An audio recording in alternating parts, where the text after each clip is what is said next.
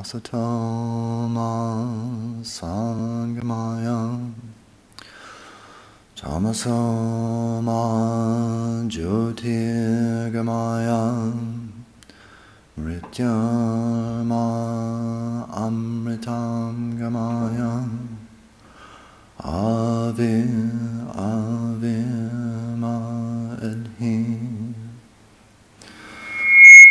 Rudrayate Dakshina Mukham Tenamam Pahinityam Om Shanti Shanti Shanti. Lead us from the unreal to the real. Lead us from darkness unto light. Lead us from death to immortality. Reach us through and through, O Lord, and protect us evermore with your loving presence. Om, peace, peace, peace.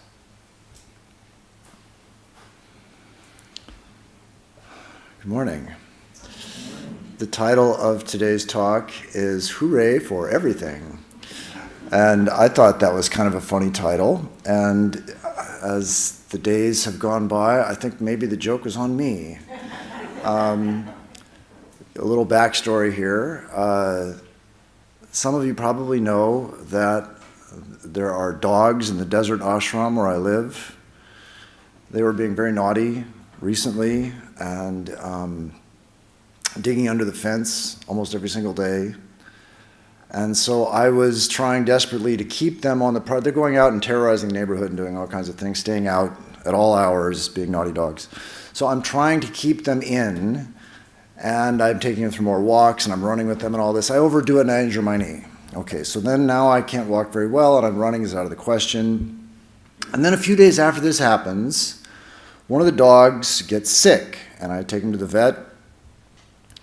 And it turns out that he's got an abdomen full of tumors and pus, and they have to kill him. So they put the dog down. So that takes us up to Thursday before last. Then I went to Hollywood last Sunday and gave a talk, which I thought went pretty well, but I'm not sure how well it went over. Sometimes I get really excited about what I'm talking about, and I look up and I see a bunch of glazed faces. But anyway, I liked the talk. Maybe I got a little too excited, and after it was over, I had a sore throat and some kind of acidic mucus, and the next day I had a full-blown sinus infection, not COVID, but a sinus infection. And so it's Monday last, I've got a bum knee, a dead dog, and a sinus infection, and it's time to write about hooray for everything, right? This is what I've signed up for the following Sunday. This is my subject. So this, to me, is an example of God's sense of humor. And God, I think, is funny. But the problem with God's sense of humor, I was just talking about this with Krishna Prana Mataji before I came down here, is that I am frequently the butt of the joke. We are frequently the butt of the joke when God's going to be funny. And so nevertheless, it's a timely lesson, I think, because this is one of the big challenges to hooray for everything. Life keeps raining on my parade, and I'm going to try and maintain a hooray for everything attitude. So I have to admit that although I wasn't too keen on the situation I found myself in on Monday, it was apropos of the talk. Okay, so you think you're going to talk about hooray for everything in Santa Barbara on Sunday. Here you go. Here's something to think about. And this situation where I find myself in some things have gone south somehow, what generally happens is my mind starts to offer a bunch of explanations that are not particularly helpful for how I got into this position. If you hadn't run with the dogs, or if you took the dog to another vet, or maybe it's just because you're a bad person and this is your karma, or God's teaching you a lesson, or all these explanations for my situation come to my mind. And this is my own personal narrator who narrates my life story. We all have one of these in our heads. Things happen, and we have this voice in our head that tries to connect the dots for us. And it makes up all these stories and deliberates about these things. It talks about how we got here and what might happen next. This actually, according to some psychologists not very recently, a few years back, they came up with an explanation suggesting that we actually spend almost half of our time thinking about something other than what we're doing. Trying to explain something or anticipate something, or the mind is just somewhere else. We're in the car, but we're not in the car. We're sitting at a computer trying to write a talk, except I'm explaining how the dog died. We're here and we're not here. Roughly half of the time, they say, 47%. How they get a number that specific, I'm not sure. But anyway, roughly half the time, we're thinking about something other than what we're doing. And they also find that the more time we spend thinking about something other than what we're doing, the less happy we are. Now, to me, that's very believable. I don't know about the 40%, 47%, but that part's very believable. The more time we spend with the mind wandering off topic, the less happy we are. Why? Because this personal narrator that we have that connects the dots of our lives and comes up with some story frequently doesn't come up with a very happy story.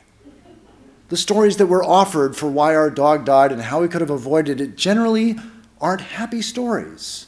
And so naturally, it seems to me, the more time we daydream and entertain our anxieties about this stuff, yes, it makes sense that we're not going to be super happy about this. And what is our narrator doing? It's offering us cause and effect.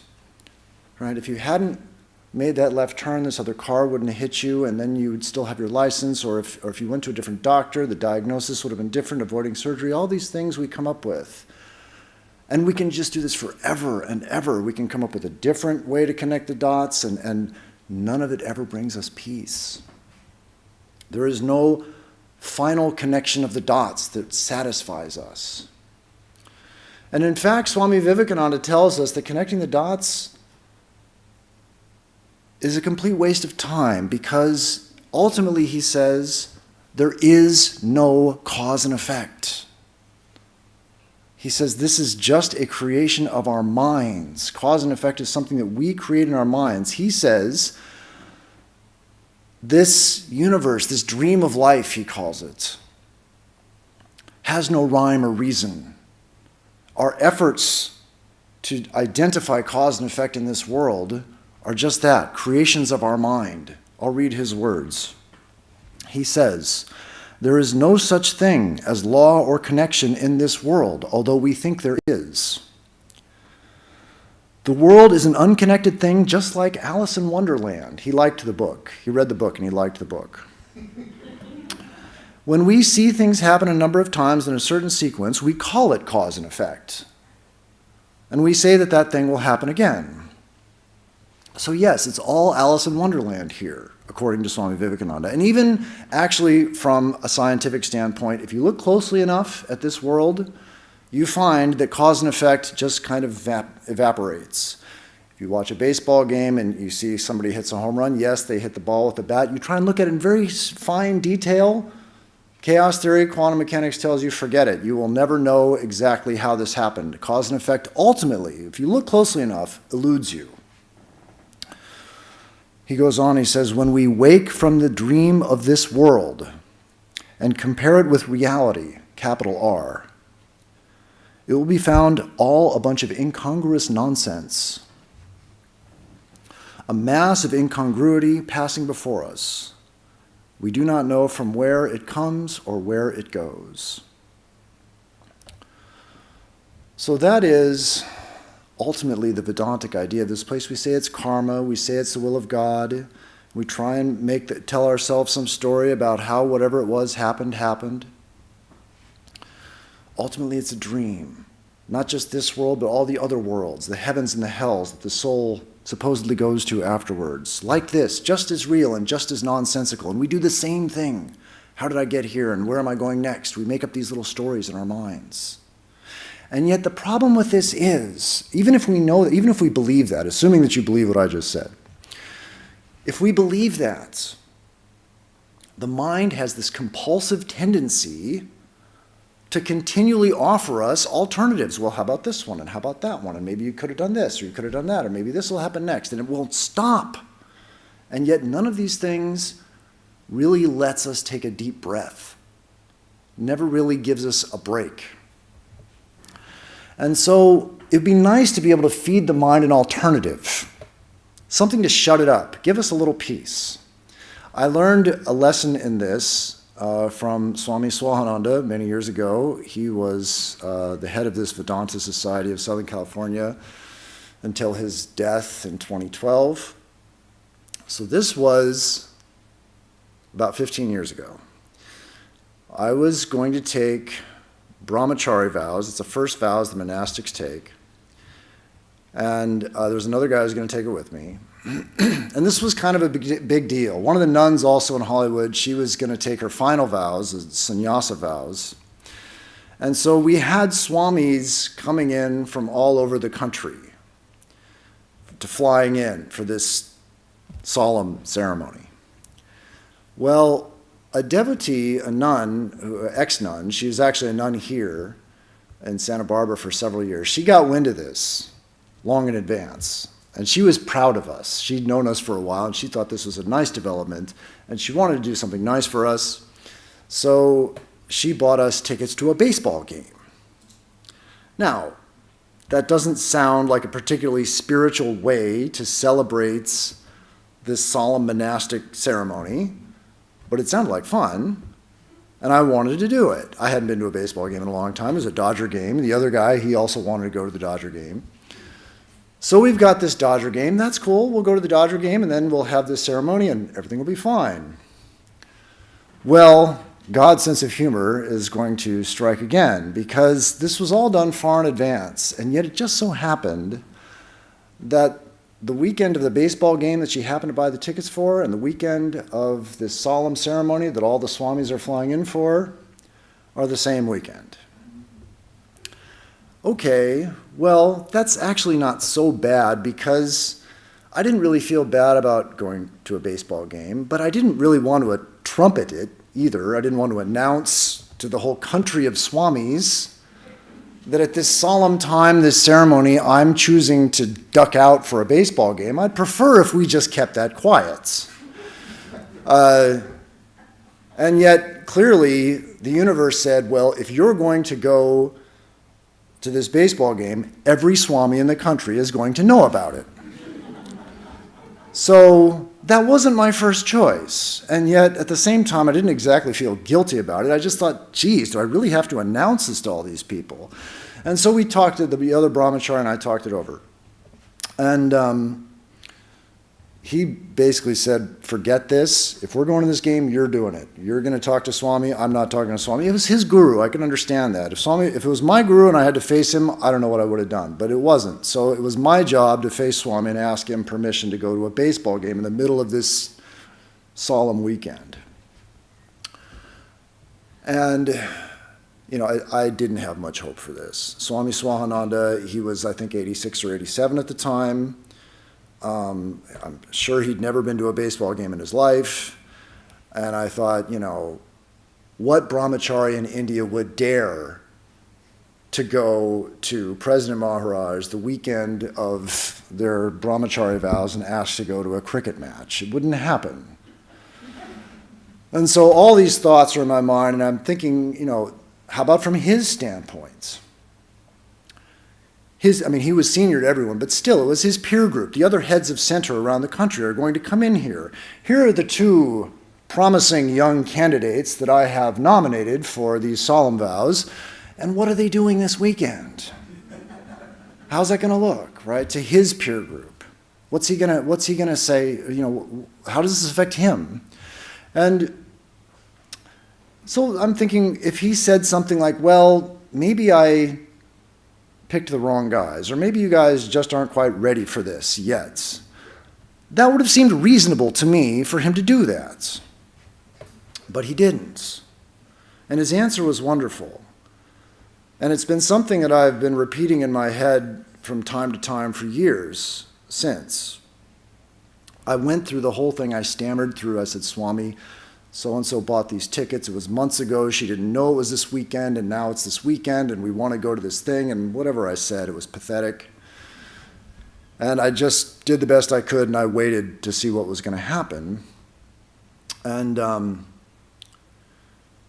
he took it all in, and there was a pause, and he said, yes, go. It is all part of the purification process. That's what he said. It is all part of the purification process. And I thought, wow, that is so cool. It is all part of the purification process. Why is that so cool? Because it's the answer to everything. Did you get the big promotion at work? Great. It's all part of the purification process. Did you not get the big promotion at work? Great. It's all part of the purification process. Everything that we're doing here as devotees, trying to advance our spiritual lives, trying to grow spiritually. All of this is part of the purification process. All this connecting of the dots, forget it. Throw that all out the window. The dog died because this is part of the purification process. Your knee is out because this is part of the purification. All that, all of it, everything we do, everything we experience. And so this to me was very useful. The things I've said so far aren't actually that serious. A dead dog, sinus infection, bum knee, an embarrassing situation with the Swami. They're not that bad, but it has served me at other times when things have been difficult to remind myself that whatever it is I'm going through is in fact part of the purification process, or to try and convince myself of that. It's constructive. It brings a little bit of peace. All these different ways that I try and connect the dots, and if I'd made a left turn here instead of there, or all that stuff, if I had taken this trail instead of that trail, my knee would be okay. Those things don't help. But to tell myself that this is part of the purification process is useful, and it brings a little bit of peace. So that is sort of part one, I would say, of what I wanted to say today, which is how to maintain a hooray for everything attitude when life rains on your parade. Because if it's all the purification process, and this purification process is leading me on towards the divine, then hooray for the purification process, which means hooray for everything, because everything is part of that process. So that's part one, I would say. How I've tried to maintain hooray for everything attitude when life rains on my parade. Now the other side of this, it seems to me, which is actually where I thought I was going to start the talk today before all these things went south, is how do you maintain this attitude of hooray for everything when life starts raining on other people's parades? That's the other big question here, right? You see this world around you with all these problems, and how do you meet that? And I originally got this title for the talk from a Simpsons TV show that I saw a long time ago when I was working in the lab at UCLA. It was a big lab. At the time, it was the second biggest academic plasma lab in the country behind Princeton, and it's gotten bigger since I left, so it's probably still true. Anyway, at 6 o'clock in this lab, everybody stopped doing everything. I was living in the monastery in Hollywood, so I wasn't really ready for this, but everybody stopped doing everything, and they went in front of the television and watched The Simpsons at 6 o'clock. I mean, I couldn't believe it. And I was living in the monastery, and I didn't watch TV really because, I'm in the monastery, and I'd maybe seen The Simpsons once or twice. And so this thing happens in the lab where the lab just shuts down at 6 and everybody watches The Simpsons. And so I figured out that I don't really like this show. It's irreverent and it's not that funny. And so can't I just work through this? But you can't. It's kind of a big lab. There's a lot of people there. It's nice to have them around. They're all watching TV. And besides, I'm the new guy. It's politically expedient to go watch TV with everybody else. So I succumb to The Simpsons. And then after after a long enough time, I fall in love with the show. And this is a digression, but I can't resist.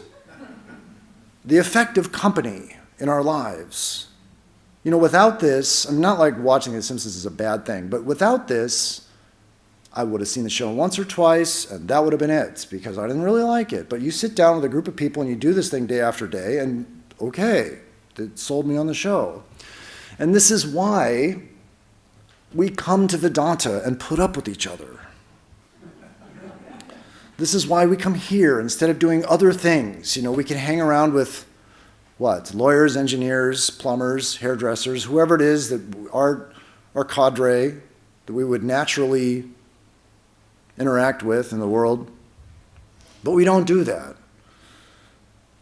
Instead of that, instead of hanging around with the happy hairdressers, we go to the irritating Vedantists. I just had a phone call a few days ago from one devotee. He went to one of our functions, and he had just a list of irritations. He was angry at the cook at this thing. He was angry at one of the senior devotees, got up and said some things that offended him.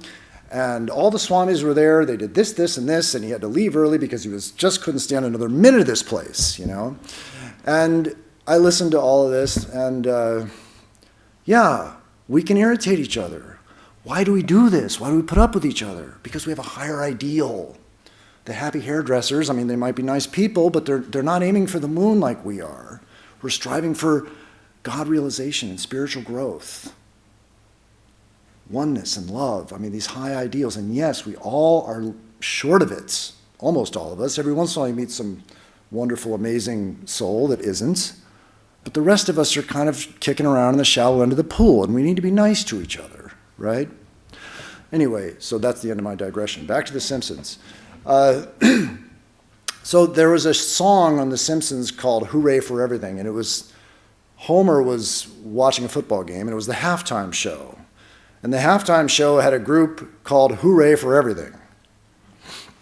And this aired, I looked it up for this talk, this aired back in 1990, a long time ago now. And so I'd forgotten this, but back then Super Bowl shows were not what they are now. They were very tame affairs. Typically they had like a college drill team that you never saw before and would probably never see again, and some over-the-hill musicians you'd forgotten all about. And they had a theme. Each Super Bowl halftime show had a theme. And this particular year, when The Simpsons came out, it was Peanuts. Charlie Brown, Snoopy, those people. And Peanuts was experiencing a 40th anniversary. And effectively, the theme was Hooray for Peanuts, was the Super Bowl. And every year, basically, you could summarize the Super Bowl theme as Hooray for something. And so when The Simpsons said Hooray for everything, they were satirizing what was basically kind of a phony optimism. So the reference is dated, but it still carries a point, which is that optimism, which is phony, isn't particularly appealing or inspiring. When we just pretend that everything's okay, hooray for everything, just pay no attention to that man behind the curtain and say hooray for everything because it feels good, that doesn't seem real. It doesn't seem intellectually honest. And yet at the same time, we have to admit that optimistic people seem happier. So what we'd really like to have is a kind of honest optimism. Yes, we want to focus on the silver lining of the cloud. We want to do that. But to deny the existence of the cloud and say it's all silver lining doesn't quite seem healthy. And if we look at religion, we actually find that they seem to encourage this to some extent, a kind of impossible optimism. In the New Testament, Christ says, "Judge not, and ye shall not be judged." Condemn not, and ye shall not be condemned. Now, condemn not, and you shall not be condemned, that seems maybe like a good idea. Let's be nice to people. Judge not. Can you really get through life without judging? Is it possible? I mean, you have to judge a little bit here. To judge not, it just doesn't seem realistic. And you find something like this in just about every religion. Our own, probably most salient exponent of this is Holy Mother. She's big on not finding faults. And she says, to see the faults of others, one should never do it. I never do so. Again, this seems difficult to think that we could realistically do this. Sri Ramakrishna actually raises the bar. In one point he says, don't find fault with anyone, not even an insect. Well, I mean, the next mosquito that's on my arm, I'm going to smack it. Is it possible that I could do that without finding fault with the mosquito? Seems dubious. And yet, we find that people who do find fault, however legitimate it is, however real the cloud is, the people who focus on that, they're not happy. And the people who focus on the silver lining, they are happy. And yet, we want the truth. We can't just say it's all a silver lining here, hooray for everything, and just sweep all the negative stuff under the rug. Every once in a while we feel like we have to judge. Every once in a while we got to smack a mosquito. We're just going to have to do it. So how do we get through this? How do we find an intellectually honest way to be perfectly optimistic, to say hooray for everything? Where is this method? There is a parable in the gospel that I think illustrates the way forward here. There's a group of devotees come to visit Sri Ramakrishna, and they're strangers. He doesn't know them. And one person in the group is an arrogant jerk.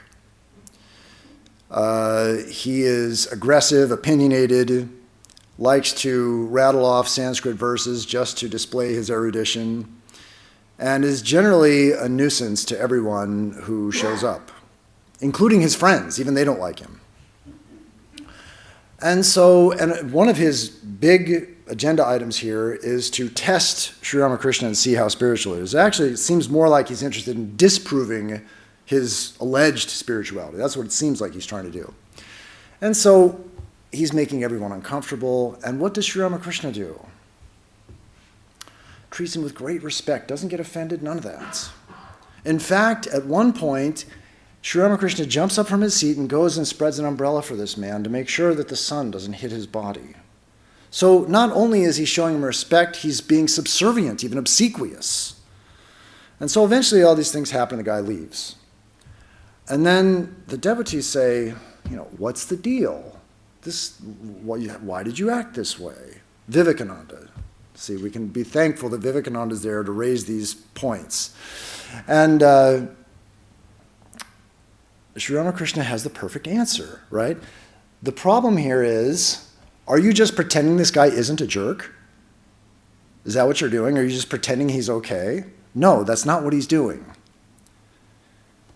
His answer, when he's asked this question, he says, it is God himself who sports in this world as both vidya and avidya, knowledge and ignorance. Therefore, I salute both. Salute everything. It is God who is the sinner. It is God who is the saint. It is God who is all of it. Salute it all. Hooray for everything, basically, is what he's saying. But he's not saying, hooray for the cloud. What he's saying is, there is something higher than this apparent good and evil. Behind this appearance, there is a higher reality that is what we really want to salute. We want not to salute the manifestation, not the particular, this is good, that's bad. We want to salute the truth behind it, the transcendent truth behind the apparent manifestation. That is the solution to this. So hooray for everything doesn't mean ignore the cloud and pretend it's all roses and butterflies and daffodils. It doesn't mean that. What it means is there is a greater reality behind that we want to become aware of. And that's what we're going to salute. That is the everything that we're saying hooray for. And why don't we see this? Why aren't we tuned in to this higher reality? Well, it's because we're too caught up in the push and the pull. The stuff that's scary scares us too much. The stuff that we like too much. We run after it. And then we run away from the stuff that we don't like. And we're so caught up in enjoying the things that we want and running from the things that we don't want that we can't see the one behind it. That is the Vedantic idea. But just because we can't see it doesn't mean it isn't there. And that may be very difficult for us to accept when we look around the world and see all the things that are going on. We have so many wars and all these things, and you look at the history of the human race and all the cruelty and all that. How can you not be pulled in by this story? There was another devotee came to the desert a few weeks ago, and he was having a problem with Trump. He came and he was complaining about Trump.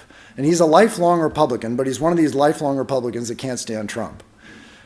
And his question was effectively, how can I say hooray for Trump when I hate him? And, I mean, it seems to me that at this time, you don't try and say hooray for Trump or whatever it is, you just change the channel, right? We don't, I mean, if Trump is really causing us, or whatever it is really causing us an emotional problem, we don't need to look at this thing. People have this, we have this idea, he had this idea, and other people have had this idea. We need to stay informed. We have a duty to stay informed. Well, it's impossible to stay informed on everything. You're going to have to pick and choose. So there is a certain amount of silver lining that we have to elect to enter into our consciousness. We don't have any duty to harp on the cloud. We don't owe that to this world, and it's not making anyone happier to do that. That's why, as the psychologists found, when we spend half of our time daydreaming, we're miserable. And the more time we spend daydreaming, the more miserable we are. Because for whatever reason, we're not harping on the silver lining, we're harping on the cloud. That's just how the mind works. The natural tendency of the mind is downward, as Holy Mother says. We have to watch this thing and police it. Anyway, so we have to be able to step back a little bit from the push and pull of this world and at least admit the possibility that there is something higher behind it. And I realize this is difficult. And so what I'm going to do is read an account of someone who actually had an experience where he saw this. He saw that all the craziness of the world, somehow or other that we don't understand, adds up to the welfare of everyone in the long run. A few months ago, I guess, I was here and I gave a talk called What is Divine Love? And it was from an account I found in a book called Cosmic Consciousness, written by a man named Richard Buck. Richard Buck went around and collected a bunch of these divine revelation stories because he had his own. He was a Canadian psychiatrist, and one day he had this amazing experience. Like William James, also he met Vivekananda, he had an amazing experience, then he wrote Varieties of Religious Experience because he wanted to figure out what was this thing. And so Richard Buck did the same thing. He had this experience, and then he thought, I have to devote my life to figuring out what that was and meet other people who've had this, and so he writes this book, Cosmic Consciousness. So this is his experience, the author's experience. And his experience happens out of the blue. He comes home, this is 100 plus years ago, so he's in a horse and buggy. Comes home in a horse and buggy from a night of poetry reading. And he's feeling pretty good, thinking about the poetry that he's read. Calm, meditative state, sattvic state, right? Last week, Swami Arupeshananda talked about God Sattva. So he's in a sattvic state of mind. And then suddenly his whole life changes. He says, all at once, without warning of any kind, I found myself wrapped around, as it were, by a flame-colored cloud. For an instant, I thought there was a fire, some sudden conflagration in the city. The next moment, I knew that the light was within myself. This is, according to Vedanta, the vision of divine lights. And our Swami Arupeshananda, who founded this center, said that this could happen at any time. This vision of light can happen at any time, and he himself had a few experiences of this where just it seemed like from a clear blue sky, there was a bolt of lightning from nowhere. And so that's what happens to Richard Buck. He says, directly afterwards, came upon me a sense of exaltation, of immense joyousness, accompanied or immediately followed by an intellectual illumination impossible to describe. Into my brain streamed one momentary lightning flash of splendor which has ever since enlightened my life. Upon my heart fell one drop of bliss, leaving thenceforward forever an aftertaste of heaven. So this is the hallmark of a legitimate spiritual experience. Sometimes, especially when I was in Trabuco, people would come and they'd say this or that happened to them. They were in the shrine and they saw something or whatever, assuming that they're not on drugs or something, which sometimes they are. But assuming we're sober and we're sane, what was this thing that just happened to me in the shrine, or when I was singing, or whatever it was, something, I saw something or I felt something. Was it just my imagination? We have this question sometimes. This is the hallmark here. Does it elevate us? Do we feel exalted from it? Do we feel ennobled by it? Do we feel empowered by it? When it's over, does it give us a strength to carry on in our lives that we didn't have before? These are all the questions that we want to ask ourselves about a spiritual experience. Was it real? What's the effect of it? And so he continues. This is the punchline. Finally, I'm getting to it. He says, among other things, I did not come to believe, but I saw and knew that the cosmos is not dead matter, but a living presence, that the soul of man is immortal,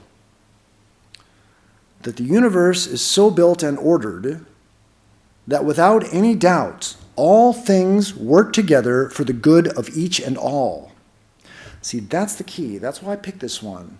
All things work together for the good of each and all. There is a way from a higher state of consciousness to connect the dots in such a way that is not available to us now in our current states, where yes, somehow all this adds up to the welfare of one and all. That is why I picked this experience, right? Because what we have is a lower state of consciousness, and we connect these dots in all these ways that just make us crazy. When the mind is elevated, there is a way, apparently, that we can actually see, not just believe. Yes, I believe everything's going to be okay in the end. Not that. Seeing, knowing that actually it's all working for the good of everyone. Okay, all things work together for the good of each and all, that the foundation principle of the world is what we call love, and that the happiness of everyone is in the long run absolutely certain. Now, how wonderful would it be to have that knowledge, to know that everything is working for the welfare of one and all the doom scrolling on the phone and the Trumps and the wars and everything else and the sordid history of the humanity, all these things, somehow, in some impossible way, it is all adding up to the good of each and all. We can't see that right now. In this higher state of consciousness, he sees this. And I believe this. I believe that this is true. And yet, at the same time, although I think this is so wonderful to know that it's all going to be okay, and that it's all based on love, and that in the end, ultimately, we're all going to find happiness without any doubt. I love that idea, and yet it's not good enough. Why isn't it good enough? It's not good enough because saying someday everything's going to be okay isn't as good as saying everything's okay right now. That's what I really want. That's what I really want to hear. I want to know that right now everything is perfect. As it says in the Bhagavad Gita, the Lord is everywhere and always perfect. It doesn't say someday he'll be perfect everywhere, right? That's what I really want. I want to know now that it's perfect now, that it's all love now, and that there's only bliss and happiness now. That's really what we want. Can we have that? Yes. Sri Ramakrishna had this, I think, probably the most beautiful accounts of this experience that I know of. The ultimate hooray for everything experience he has in the Kali temple at Dakshineswar. He says, "The Divine Mother revealed to me in the Kali temple that it was she who had become everything. She showed me that everything was full of consciousness. The image was consciousness, the altar was consciousness, the water vessels were consciousness, the marble floor was consciousness, all was consciousness. I found everything inside the room soaked in bliss. I saw a wicked man in front of the Kali temple, but in him also I saw the power of the Divine Mother vibrating. Then, like a madman, I began to shower flowers in all directions." There it is, hooray for everything. Because right now, it is all soaked in bliss. Every one of us, the temple, the pillars, all of it. If we had that awareness, right now, hooray for everything is true. It's real. We're just not there yet.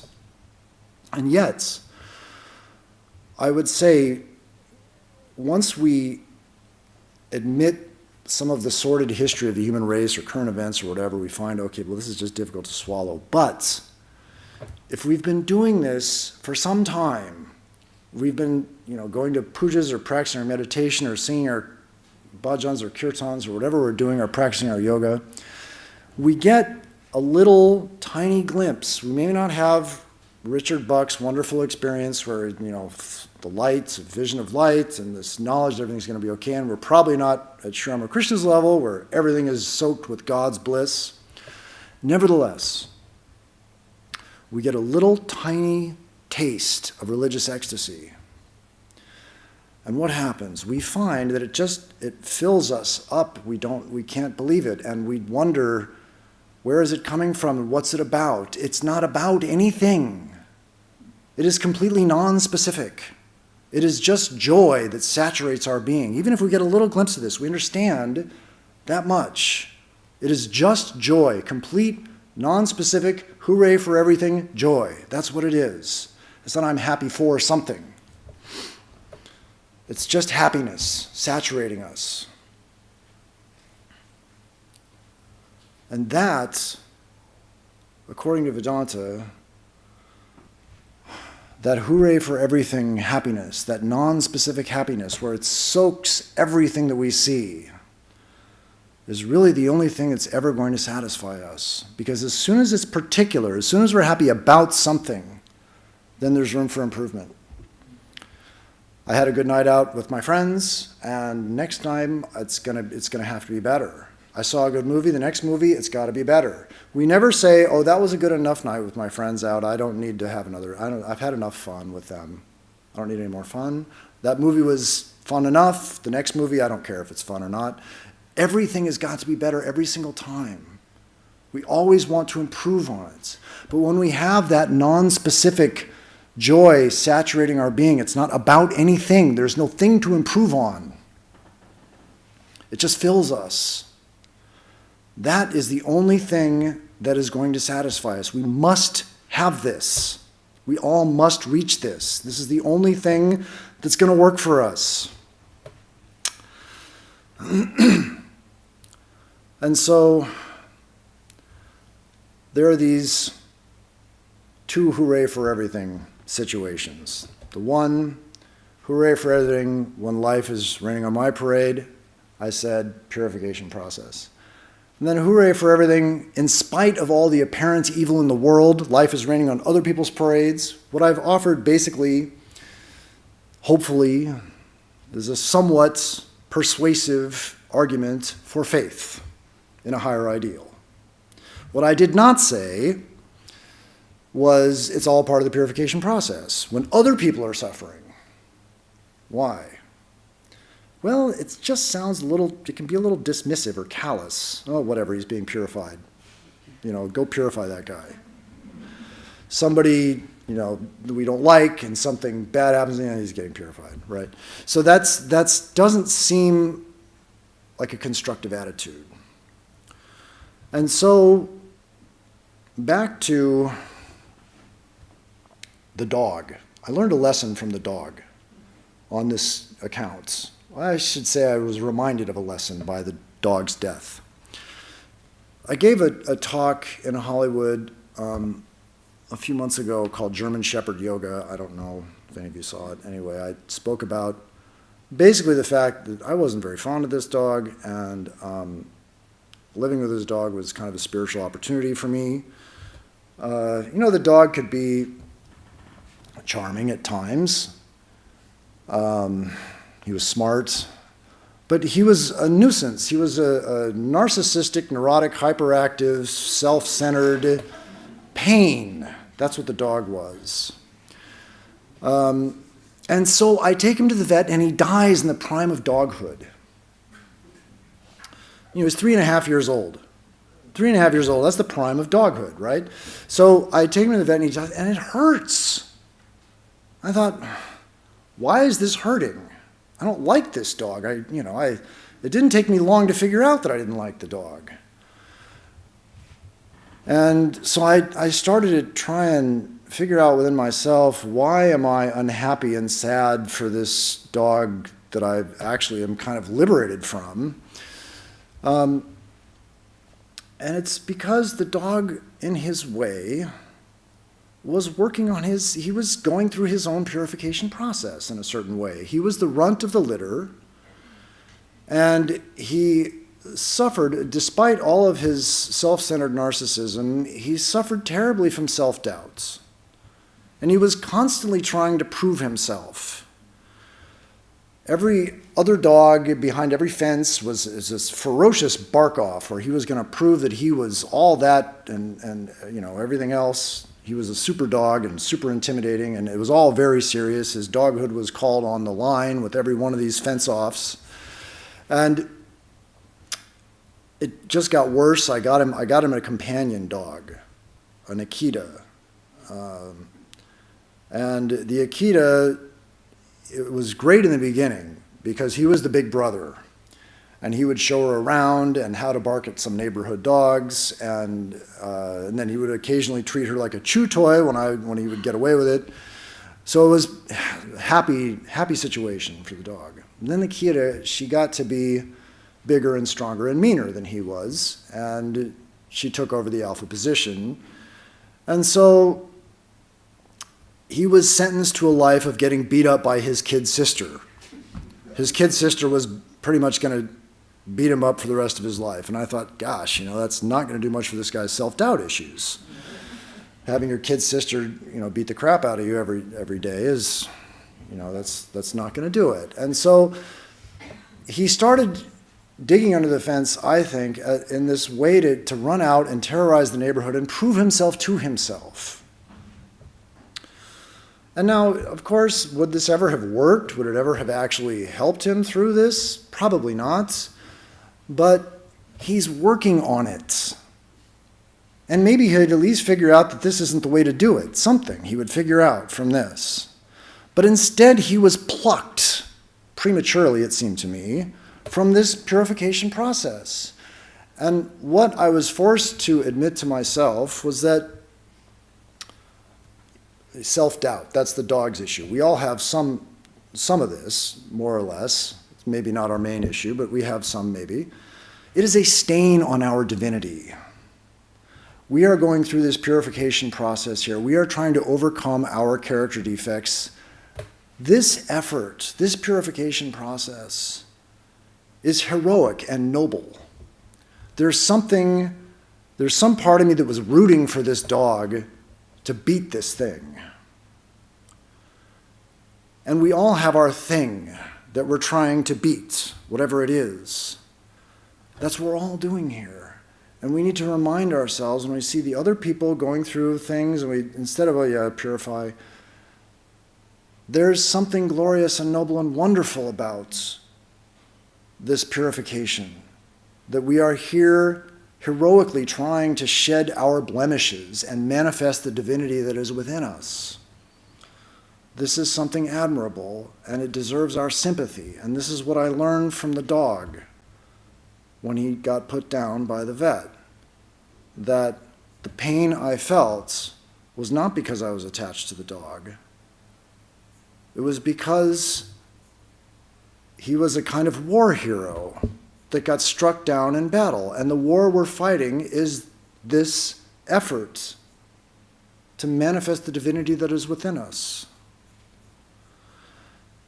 And of course, Vedanta says, it teaches, that we all will ultimately win this war, and the dog will go on to some other dog loka and continue his struggle, continue his battle.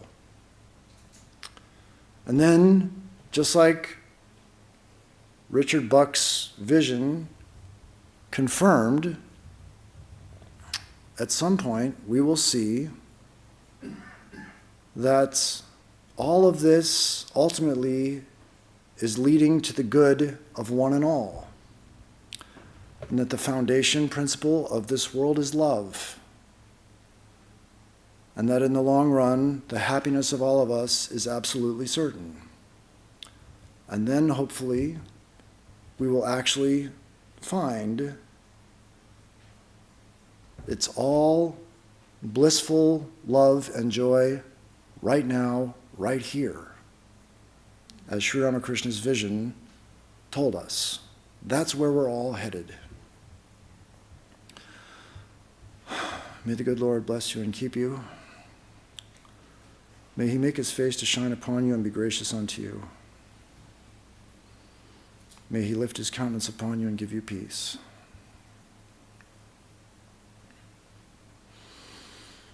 May good betide all. May happiness come to all.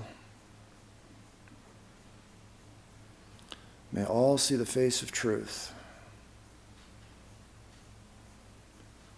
and be fortified with the armor of love, goodwill, joy,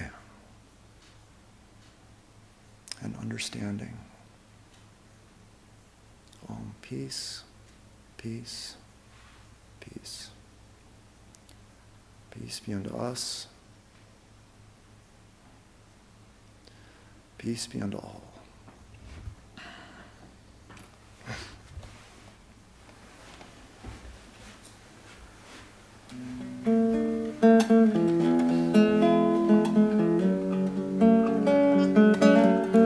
I see your face in the sun, making days so very bright. I see your face in the moon, lighting up the darkest night. I see your face in each flower and in every drop of dew. Oh, everywhere I look, there are you.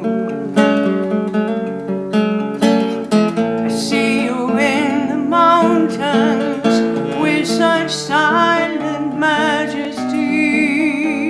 I see you in the treetops and in birds that fly so free. I see you in the eyes of friends when they look back at me. Oh, everywhere I look, there are you.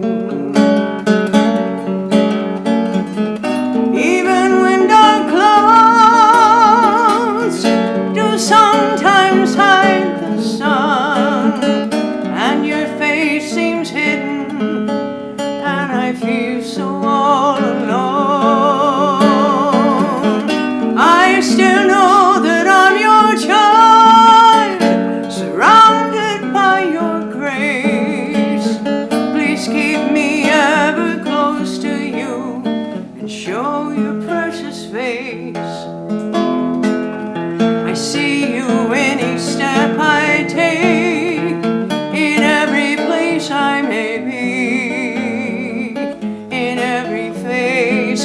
for my eyes in waves upon the sea, in each and every pleasure, and even in my pain. Oh, everywhere I look, there are you. I see you in my hopes and fears, and in my every song. I see you in my smiles and tears. To you I do belong. You're the soul within me, and the love within my heart. Oh, everywhere I look, there are you. Yes, you're the soul within me, and the love within my heart. Oh, everywhere I look, there are you. Yes, everywhere I look, there are you. There are you. There are you.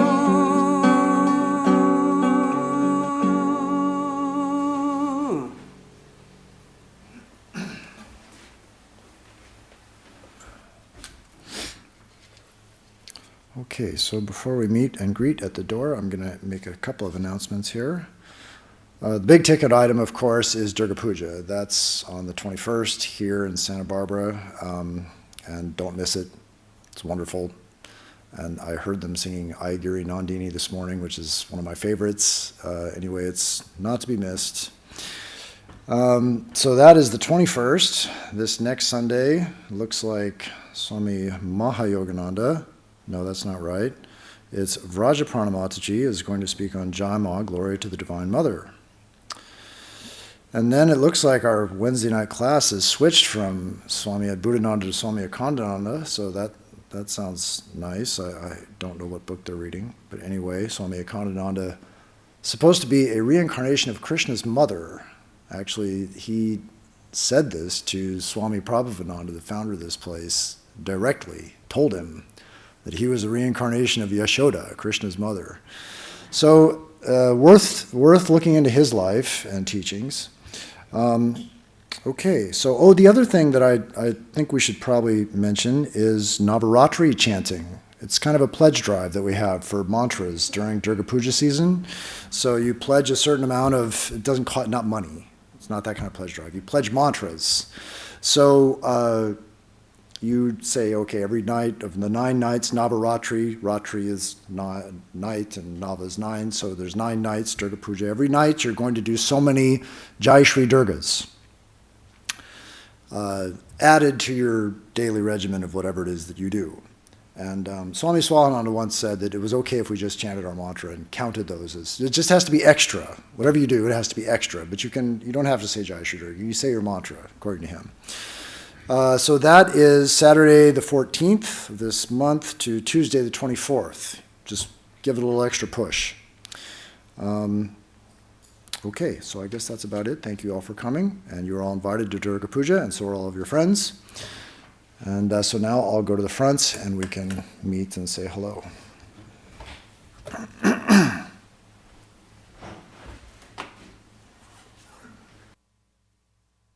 Yeah, I think I've got this figured out now. Maybe.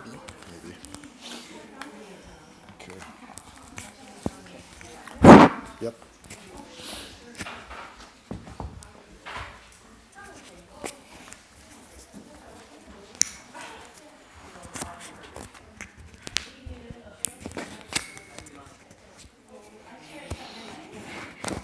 Ooh, can you hear me?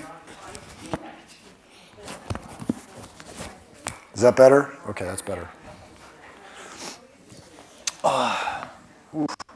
Can't do that with the knee here. Okay.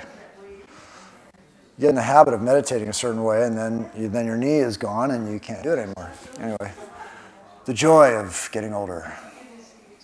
So it's just us. 4. Okay, well, we'll be over quickly, I guess. Well, the joy of getting older is that it becomes multiple injuries at the same time. Yes, I've got that to look forward to, yeah. Yeah, and Swami Swaminanda once said that, when you're young and you get sick, you think, when is this going to end? And he says, you know you're old, and when you get sick, you think, is this it?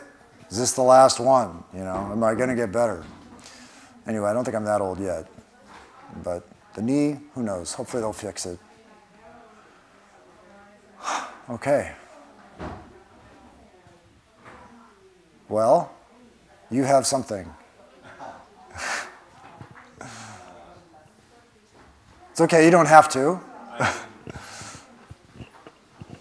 Hello? I think you just got to hold it real close. Hello? Yeah, there you Hello? go. I can hear you. As I listen to you talk, I always enjoy your talks every time you come. But I guess something that's always on my mind when it comes to this is relationship with, in my case, with women or whatever, and the struggle. I'm getting back to what you were talking about, that true self. And in my life, the struggle's been, I connect with that, but I wonder, in order for me to have a relationship that's successful or long-lasting, I've gotten to this place where I feel like the other person has to have some level of that connection. So I don't know if I have a question. It's more of do you think I'm on the right track with that as far as... Yeah, absolutely, I do.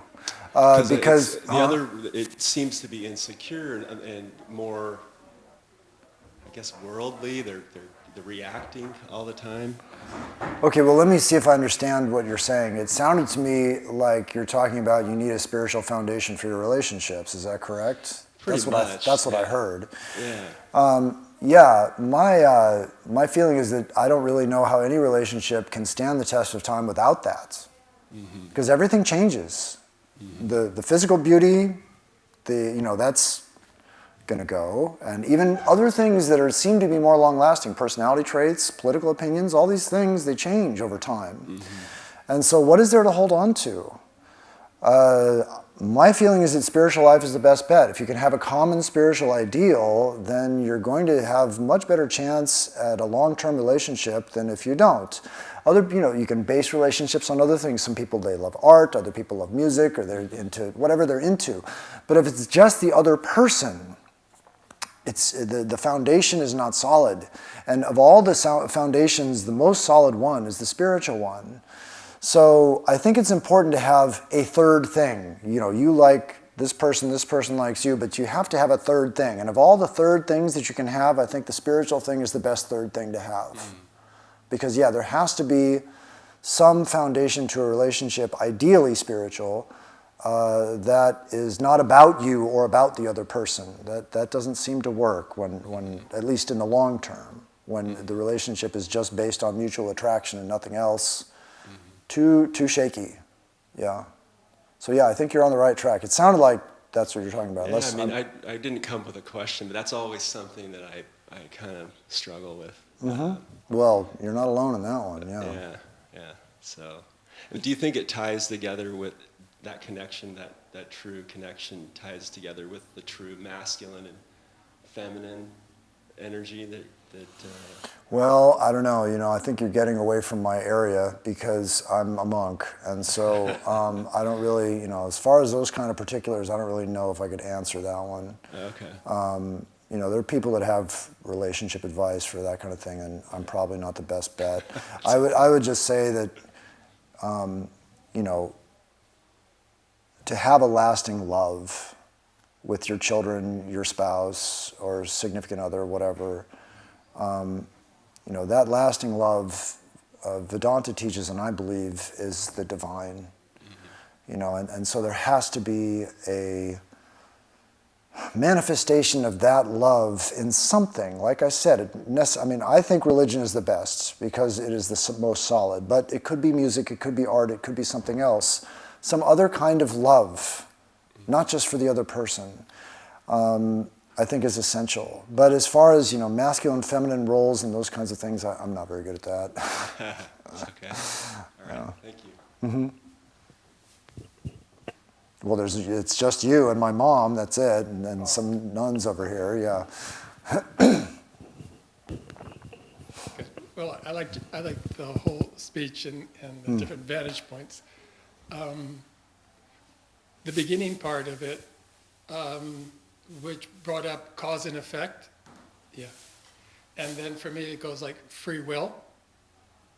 So free will is pretty much stops with my intention and then my action. That's where free will goes. Well, I think first I would ask you to define what you mean by free will. Free I mean, will. well, I'll just cut to the chase before you do that. Generally, free will means I get to do what I want. Is that what free will is? No, I'd rather you talk about free will. Okay. Well, that's what my understanding most people mean when they say free will. I get to do what I want. That's what I think most people have in mind when they say, I have free will, I can do whatever I want. And that to me doesn't seem like freedom. In fact, I think it's fairly clear that that's not freedom, because the problem with that is that we're not free to want what we want. In other words, we have wants that we're free to pursue, but we can't necessarily give them up. I had a friend back in grad school who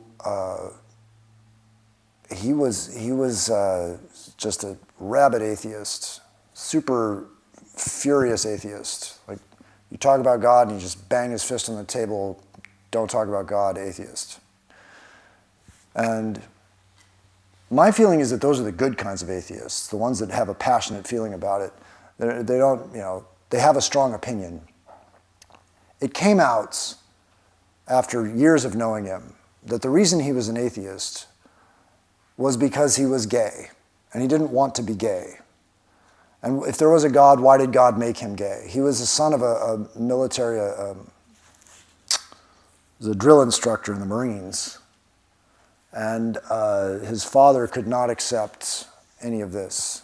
Eventually, he did actually come out to his father and confess his sexuality, and he said his father didn't say a word, didn't look at him, nothing. He just went through this whole speech about his life and all the conflict he'd had and how difficult it was. And his father just stayed this immobile statue, and that was the end of it. But after that, he actually changed his mind about religion, believed in God, became a minister. So this idea, how free was he? Okay, he's got a sexual orientation. He's free to pursue it. You'd call that free will. But he doesn't want that. In other words, we come here with a bunch of wants. And we come here with a bunch of unwants, detractions, aversions, you could say. We come here with a bunch of aversions, things we're attracted to, things we are not attracted to. Yes, we're free to run towards them and free to run away from them. Are we free not to do that? If I don't want to be gay and yet I wake up one day and I think I'm gay, that's not freedom. That freeing, what you want, pursuing what you want is not free will, in my opinion. And yet that's how most people define it. The freedom to do what you want. But the problem with that is you're not free to want what you want. And as Buddha says, want is the cause of all of our misery. Right? A want is a lack. And as soon as you lack something, it means you're not happy. You're not as happy as you could be. So this idea that freedom is found in pursuing my wants, that to me doesn't seem like free will.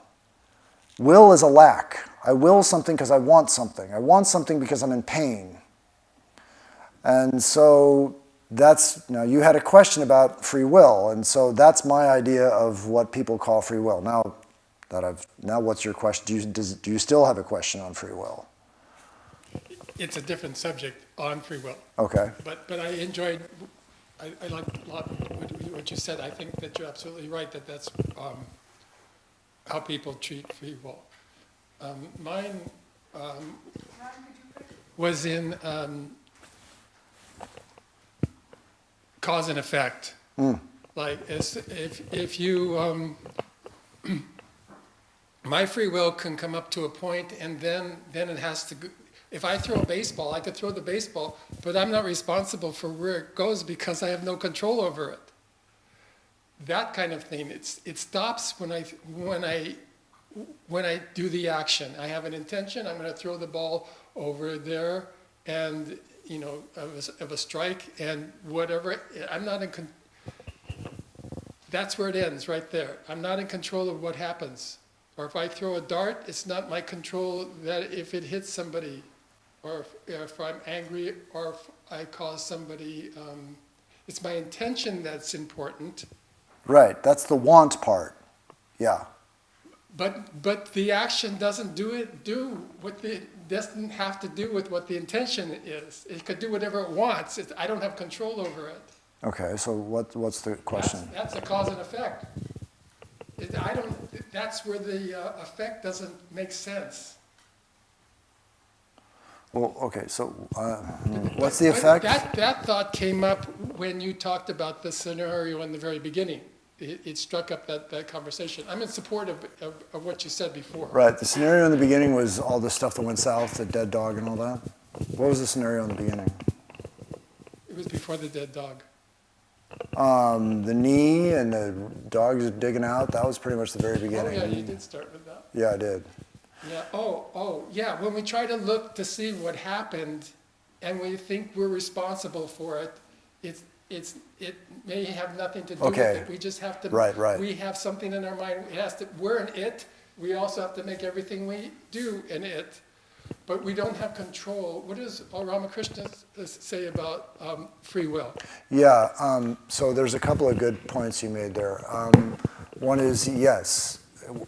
Just like I said today, there's a sequence of events, and we connect the dots in a certain way, and we put ourselves in the story, right? We have this narrator in our heads, and it says, you did this, and this caused this, and we connect these dots, right? We have all these data dots in our lives, and we connect them somewhere, and there's all these different ways to connect the dots, right?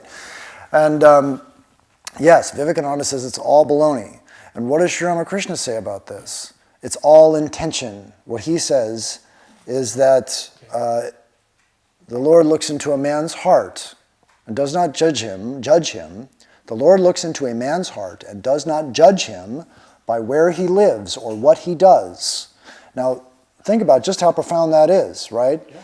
That means wearing these robes and giving lectures on Sunday, that doesn't matter. That's not the important thing. It's the intention of the heart. What happens when you throw the baseball? It's your intention that matters. And so the person who's wearing robes and giving lectures on Sunday and the woman living in the brothel who's making her money that way, she may be ahead of you because, it's the heart, what's in her heart, that's what matters. Right? So and thank God for that. Really, because where would we be if it was judged any other way? I mean, it's got to be that way. I mean, the Lord has to look into our hearts and judge us that way. Because we can't really help the situation we're in. We try and connect the dots this way or that way. It doesn't help us anyway. But we don't know how we got here. That's the bottom line. And we don't know where we're going. That's the truth of it. And so for God to judge us any other way than by the intention in our heart just seems completely unfair. Because we come to this world with our baggage. And I don't remember picking mine. And I'm sure you don't remember picking yours. And so, yeah, the intention is what's important. How much love are we acting with? Are we trying to expand in love? Are we trying to give and receive and, sense? Are we growing in love? That's really what our intention has to be in everything that we do. You throw a baseball and it breaks a window, but you had love behind it, fine, right? So, that's Sri Ramakrishna's teaching on I mean, that's not exactly free will, that's intention. What he talks about free will, I mean, he says a couple of different things, actually. There's a couple of different teachings that are kind of difficult to put together in a coherent way. So one teaching, at one point he says, does man have free will or anything like it? All are under the will of the Divine Mother. Not even a leaf blows except by her will. That's in one place. In another place he talks about a cow on a rope. So you are fastened to a peg and you have a leash of a certain radius, and within that radius you can do certain things. So how you reconcile those two positions, that would be kind of challenging. That's a job for Swami Arupeshananda. He loves to do that kind of thing. But those are some of the ideas he had about free will. Is there anything else I can think of that he said on free will? That's all that's coming to me right now. Yeah.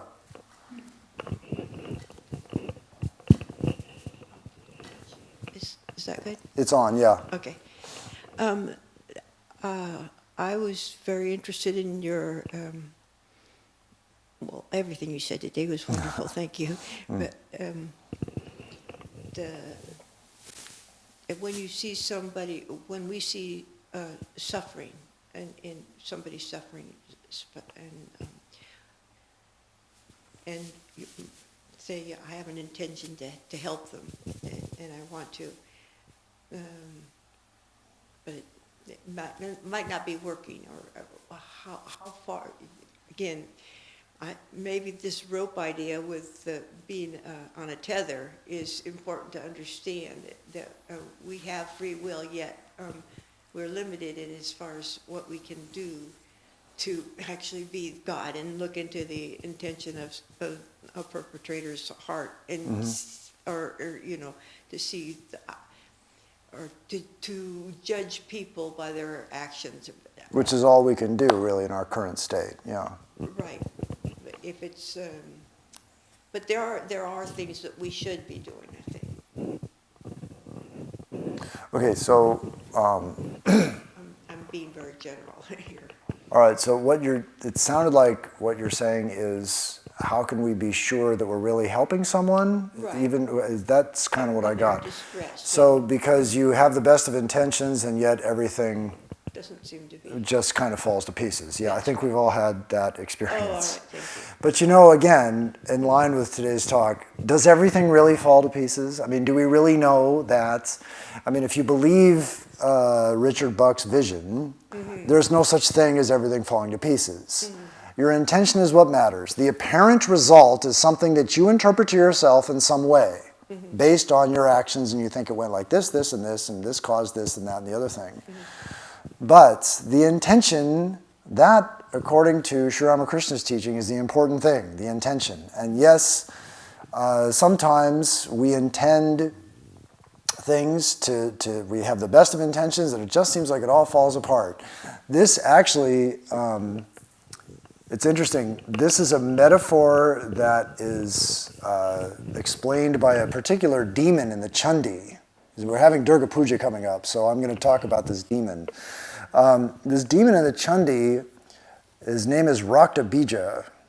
And Rakta Bija, he's got this gimmick. Maybe you know this. I know you're an old timer, so maybe, okay. Anyway, Rakta Bija, every time you try and kill him and he bleeds, a drop of blood falls on the ground, another Rakta Bija pops up. So as many times as you strike him and as many drops of blood fall on the ground, so many more demons come into being, right? What is this? What does this mean?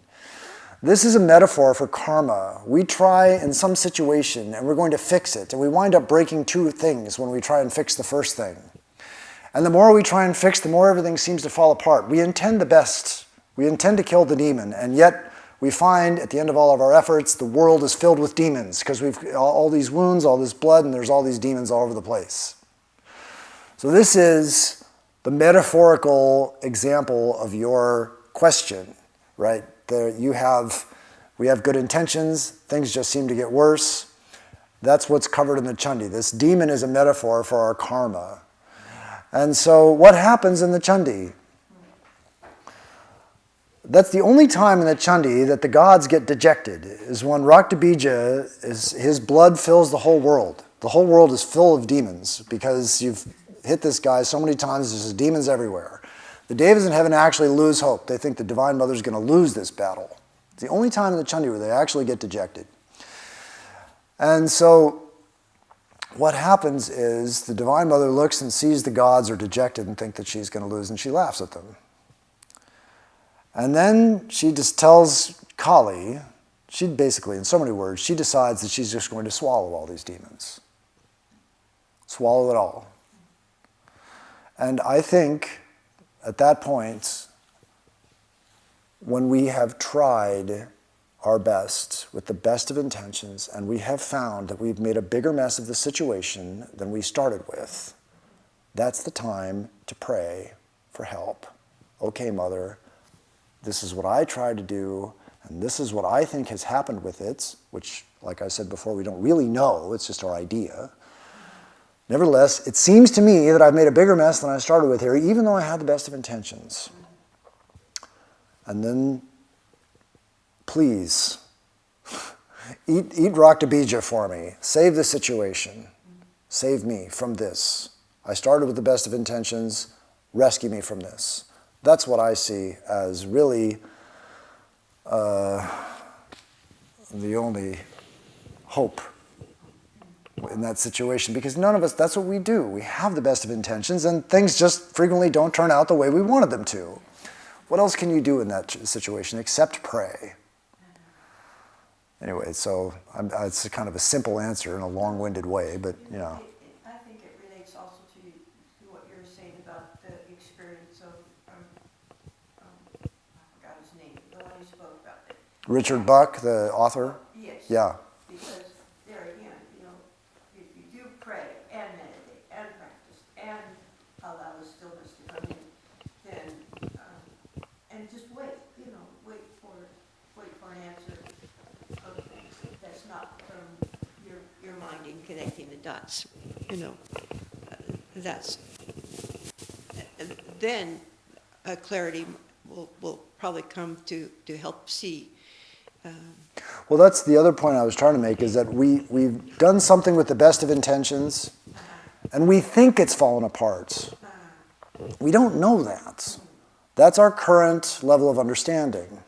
From a higher standpoint, as we saw in Richard Buck's vision today, there is a standpoint where we see that somehow everything adds up to the good and the welfare of all. And I admit, this is extremely difficult to accept when we doom scroll through the phone's news feed or whatever political situation is bothering us. It's very difficult to accept this premise.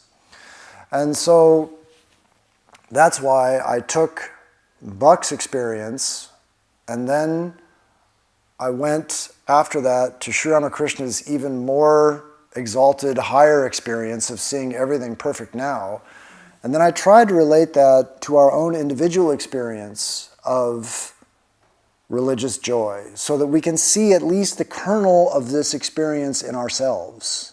We can see at least the seed of hooray for everything, everywhere, all the time, right now included, in ourselves, and then extrapolate to where this is going. So I have some religious ecstasy now. It feels wonderful, non-specific. It leads, at some point, to Richard Buck's vision, where he sees that despite the apparent mess of the world, it's all heading towards something good. And then past Richard Buck's vision, there's Sri Ramakrishna's experience, where it is the Lord is everywhere and always perfect all the time, including right now. So that was the idea. And this idea that we do something and it doesn't turn out the way we want it to, I think that's a big teacher for us, that we're going to have to understand that we're learning humility. That's part of the purification process right there. Trying with the best of intentions to do something, having it fall apart, and then realizing that we don't have the ability that we'd like to have, and a little humility dawns on us. That in itself is purifying. Oh, I just have one more thing. I just thought that Vivekananda spoke about work as worship. So again, intention is one thing, and then work is another thing. What is my work, and what is our work, and what are we here for to do, and how are we serving others? So, in some sense, work can go on in spite of what seems to be a failure.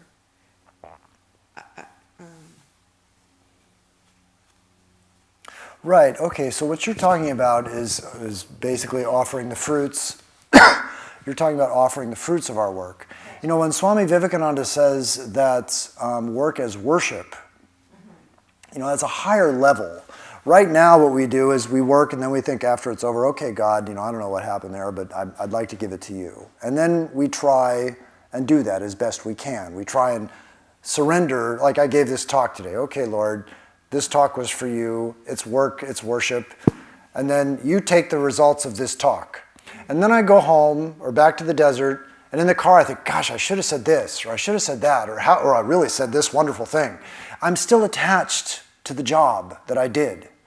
So that's where we are. We're trying to do this thing. But when Swami Vivekananda says work is worship, it's really a higher level. What he's talking about, it seems to me, is when, as Krishna says in the Gita, when your heart is expanded and, as Krishna says in the Gita, united with the Lord, that work is worship. That work is worship. It's not the kind of work that you and I do where, you know, I give a talk and, oh, shucks, or how great, or whatever I think, and then oh yeah, I'm supposed to offer it to God, but then I should have said this, and, you know, we're all over the map here, you know, with this stuff. You know, that's where we are. But what Swami Vivekananda says, when work is worship, that's another level up. That's another level up. That's what we're shooting for. We'll keep going for that one. It goes right back to the intention of the heart. Right. Well, intention, yes, but what he's talking about is culmination. When your heart is actually full, when you have that, I mean, you're operating from a different standpoint. You're not really thinking about an end. You are full of love in your work. It's all right now. So the intention part isn't so strong at that point, when work really is worship. I mean, it's hard to imagine this really, because we're not there. So generally what we do is we work and we try and be unselfish and nice, and then we try and offer it after it's over, and that's where we are. But then when it's really worship, the heart is full. And we don't think about how it turns out or any of these things that we ordinarily do. Yeah. Regret or hope or any of it. None of that. Yeah. Yeah, it's love in the moment. That is work is worship. Yeah, so that's a very high teaching. Yeah. Yeah, nice. It's a lofty thought. Yeah.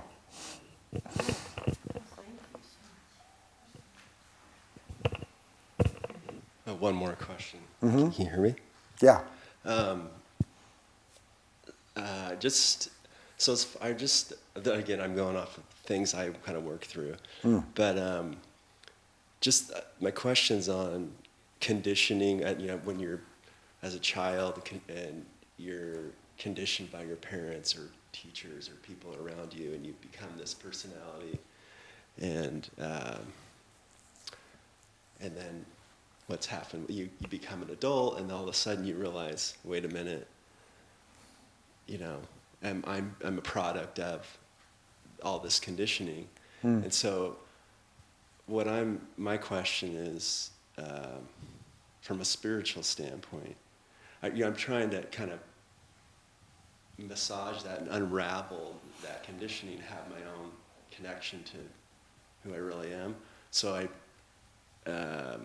and the only way I can kind of work through that is spiritually. So I'm just curious, maybe with your own personal experience of that conditioning and what you've done or looked at that in your life or whatever, how have you massaged that conditioning? Maybe the patriarchy of a male, things like that that's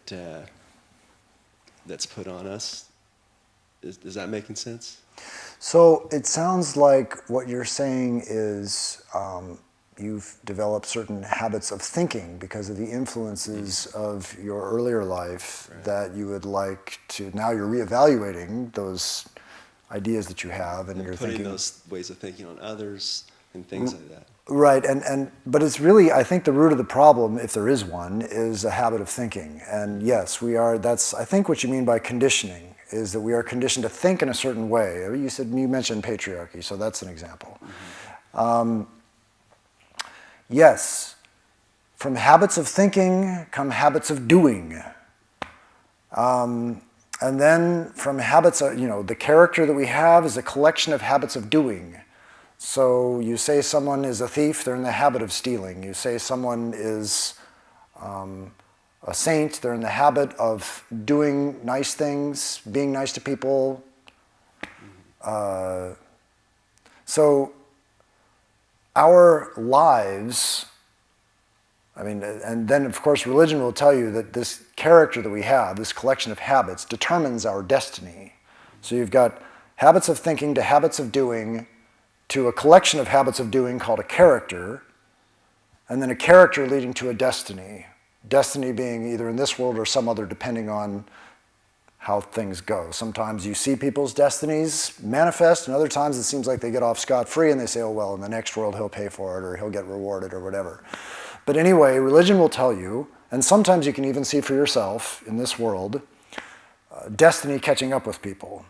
But you have this basic kind of chain of events here, where you have a habit of thinking, and from thoughts, actions proceed. And then you have a habit of doing, and then a collection of habits of doing is a character. And then a character means you're a good person, a bad person, a thief, a saint, whatever you are.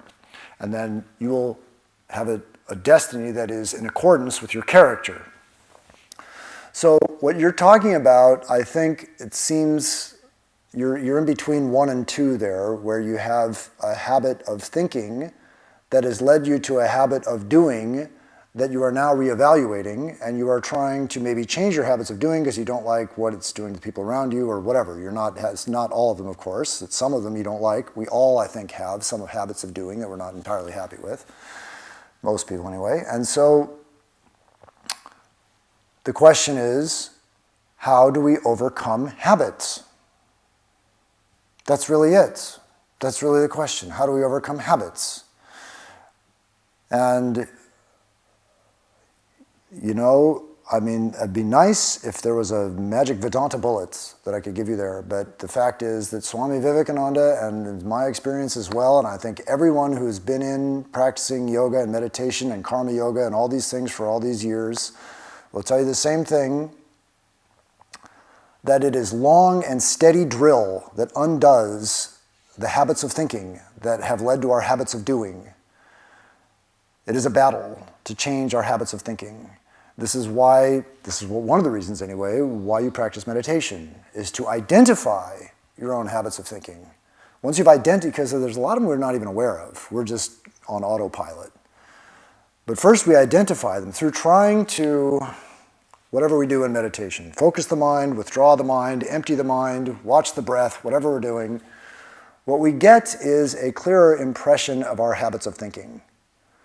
Once we've identified them, then the task comes the next job is to overcome the ones that are troubling us. And this is just like going to the gym. You just got to keep going there and lifting weights and getting stronger and better at it. Every time you do something unselfish, whether it's prayer or some charity work for somebody else, something kind, some yoga activity, something where you're trying to break the habits of selfishness and pain that are making us unhappy, that is a blow to the chains that bind us. Unfortunately, many blows seem to be required because, at least according to, now this to me, the dogmatic explanation of why so many blows are required to break the chain of our habits isn't really that important. You can come up with a bunch of past life theories or whatever, however you want to explain this. The fact is that it is difficult to change the habit that we just learned a month ago. You can pick up a bad habit pretty quickly, it seems. And So you have to be careful. This is one of the reasons why we want to be regular in our practice, because we don't want to pick up any new bad habits. And as far as the old bad habits go, again, for me, one of the most effective things to do in this situation is pray. Pray. Some of these habits I have are strong and difficult to overcome. And you say your prayers, your mantra or whatever, and you just hear the same negative thought pattern in your head again and again. Pray for help. It does get better. I can promise you that. But I can't tell you that there's like a quick thing to fix it.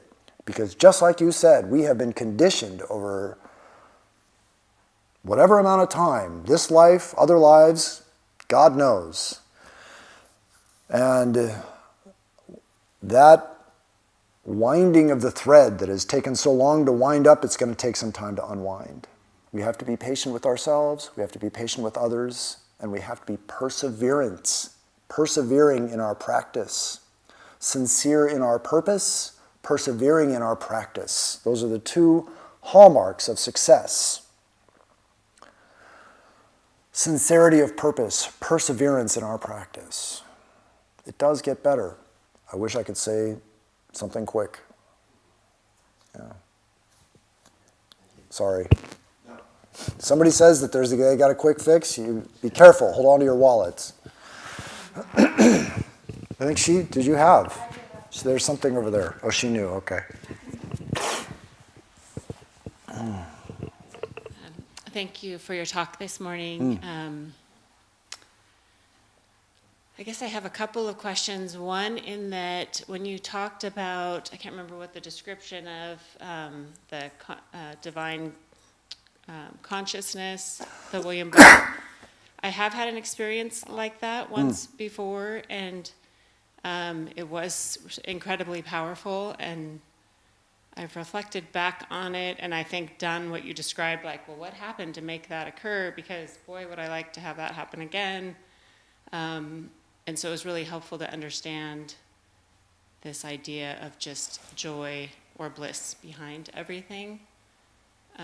Well, and remember in Buck's vision, as he said, before this sudden light hit him, he was in a state of what he called quiet and passive enjoyment, what we would call sattva. And the reason we practice this yoga and meditation and unselfish living and all these things that we try and do is to try and make the sattvic condition of mind the baseline. That's what we're trying to do.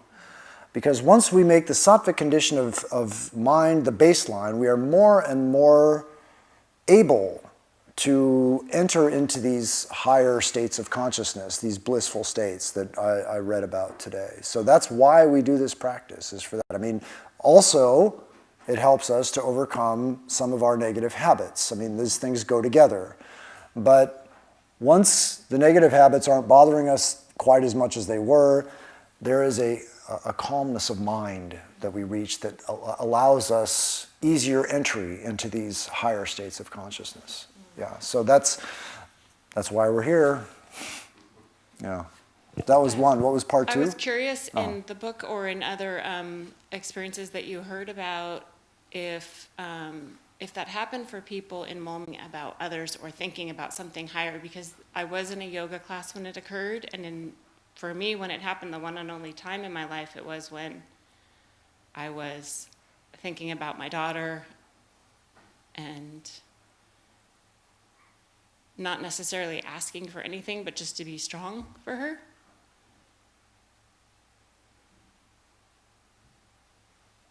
So I was just kind of curious if there's any link to that, Sure sounds like there was to me.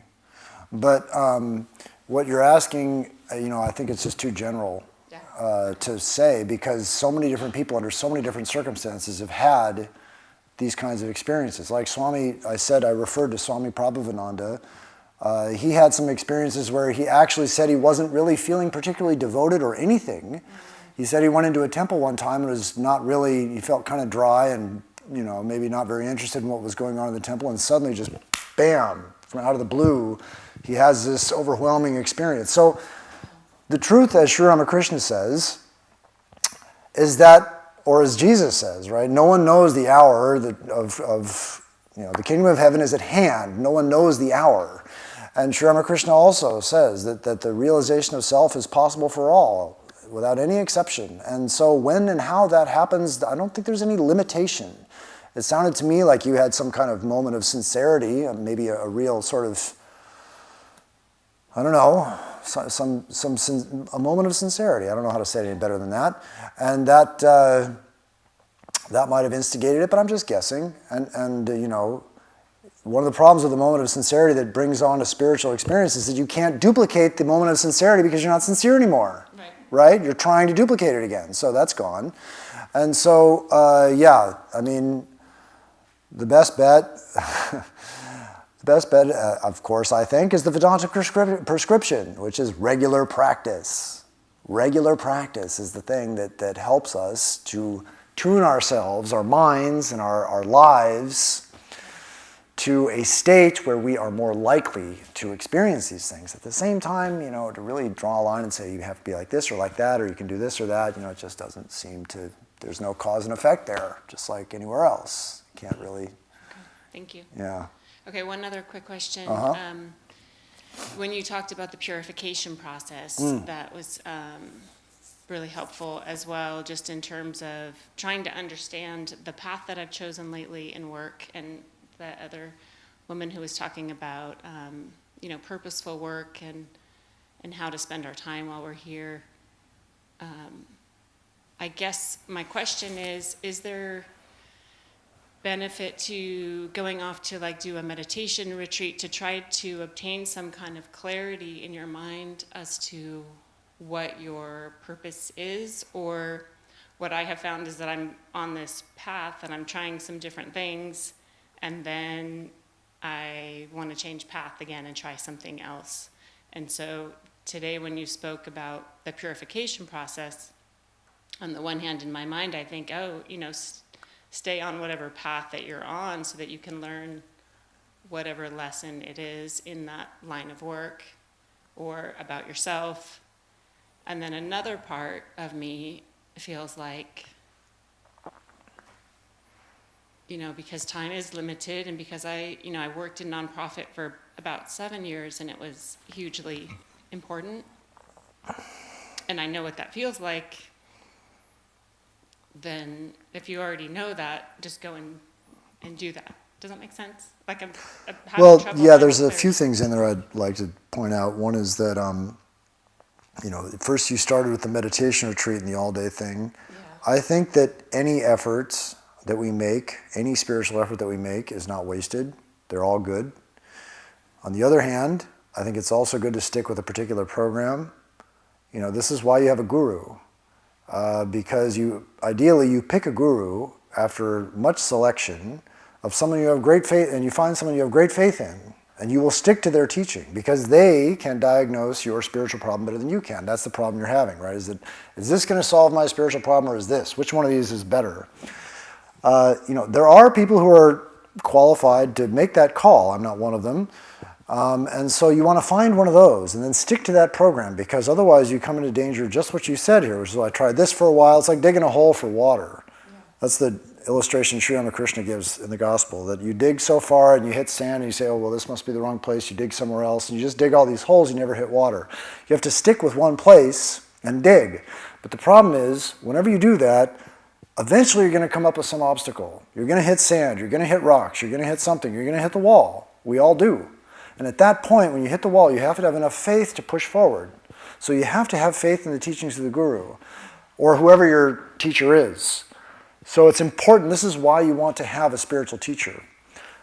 So that's the other thing. The third thing I wanted to say is, the one thing about these Vipassana retreats where they spend all day meditating that I think is maybe not entirely realistic is, you expect you're going to have a big breakthrough. The mind is an instrument, just like a guitar or a violin.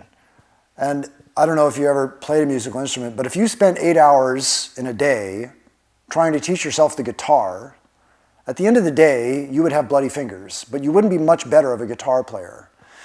It is something that you have to do day in and day out regularly for years. And then you become someone who can play the guitar or the violin or piano or whatever. To have one of these all-day intensive piano days when you don't play the piano the rest of your life and expect that this is going to make you a better piano player is not realistic. And the mind is a more complicated instrument than any of these musical instruments.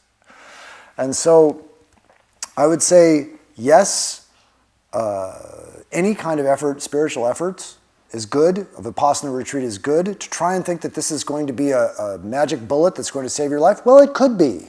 I don't want to say it isn't. But on the other hand, it's not terribly realistic. It's kind of like these higher states of consciousness. Yes, they can happen to anyone at any time. How often do they actually happen? Well, I know a few.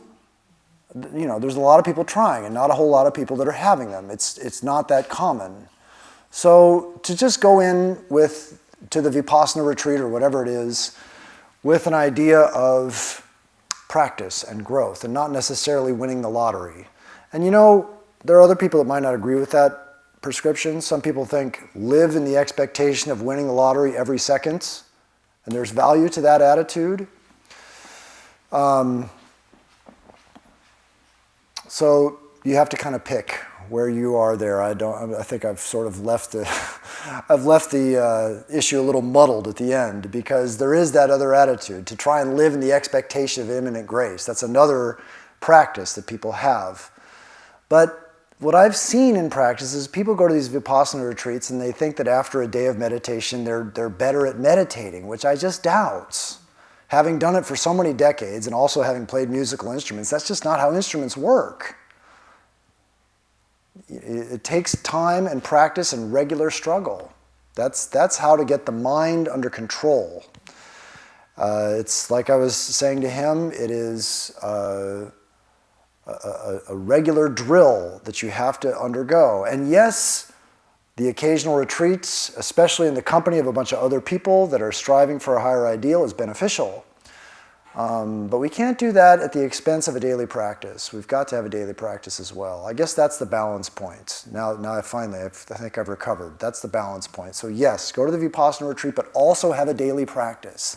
Just like you play an instrument, you have a daily practice, and then you get together with a bunch of people and have a jam session. Same kind of idea. Thank you. I think I recovered there. Okay, we good? Thank you all for coming. Okay, Jai Shri Ramakrishna. See you next time, hopefully. Am I late? I am late. Okay. Consistency? Yes, that's right. Regular practice, yeah. So nobody wants to hear that. That's the problem. If you open the front. Yeah, that's right. I remember now. No, that's not the front. That is the front. That is the front. Where's the... Oh, there's this button. Hey, that didn't do it. How about this one? Come on. That should do it.